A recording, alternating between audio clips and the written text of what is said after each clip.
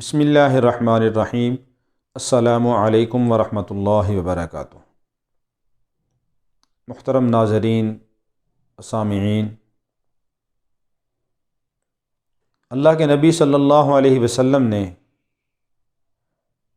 ہمیں ایک مکمل ضابطۂ حیات عطا فرمایا ہے، زندگی گزارنے کا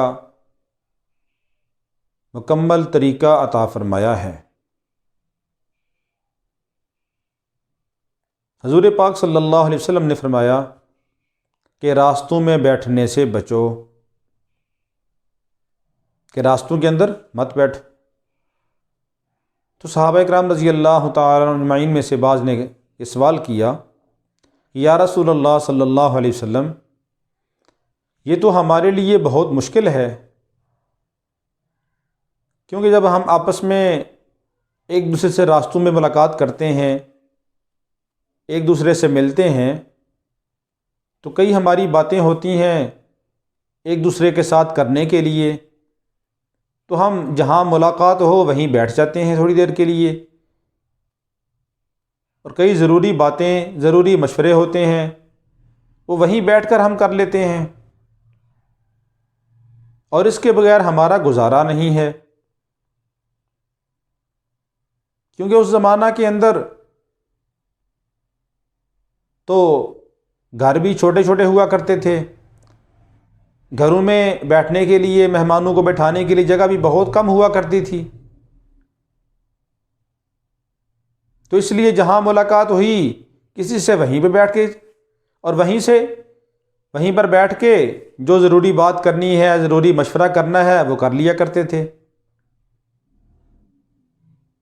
صحابہ نے عرض کی، یا رسول اللہ صلی اللہ علیہ وسلم، یہ تو بہت مشکل ہے۔ تو رسول پاک صلی اللہ علیہ وسلم نے فرمایا، چلو اگر راستوں میں بیٹھنا ہی ہے تو پھر راستوں میں بیٹھنے کا حق ادا کیا کرو۔ تو صحابہ نے پوچھا، یا رسول اللہ صلی اللہ علیہ وسلم، راستوں میں بیٹھنے کا حق کیا ہے؟ تو رسول پاک صلی اللہ علیہ وسلم نے فرمایا، جس کا مفہوم ہے کہ جب راستوں میں بیٹھو تو اپنی نظروں کو نیچے رکھو،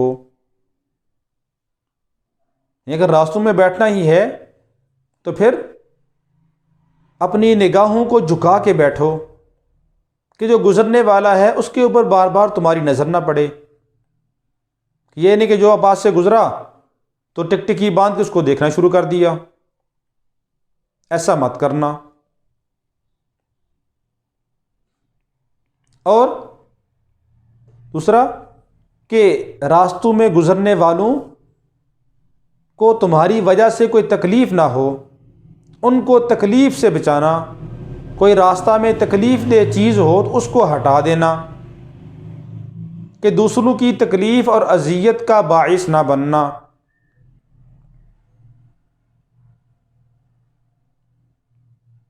کہ جس کی وجہ سے دوسرے مسلمان پریشان ہوں۔ اور تیسرا فرمایا کہ گزرنے والوں کو سلام کرنا۔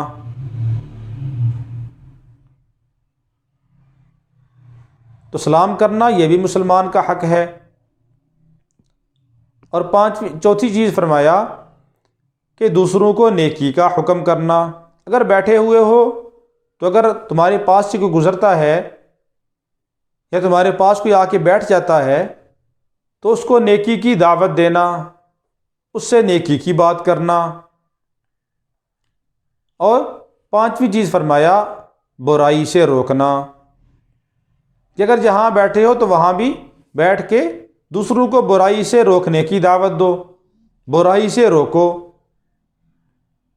اور بعض دوسری روایات کے اندر کچھ اور بھی حقوق آئے ہیں کہ فرمایا کسی مظلوم، کوئی کمزور ہے تو اس کی مدد کرنا، کوئی اگر وزن اٹھانا چاہتا ہے یا وزن رکھنا چاہتا ہے تو اس کی معاونت کرنا، اور اگر کوئی مسافر آدمی راستہ بھول گیا ہے، اس کو منزل کی تلاش ہے، منزل سے وہ گمشدہ ہو چکا ہے، تو اس کی رہنمائی کرنا، تو پھر تمہارے لیے راستوں میں بیٹھنے کی گنجائش ہے۔ تو ہمیں بھی ان سارے اعمال کا اہتمام کرنا چاہیے۔ اللہ رب العالمین ہم سب کو ان پر بھی عمل کرنے کی توفیق عطا فرمائے۔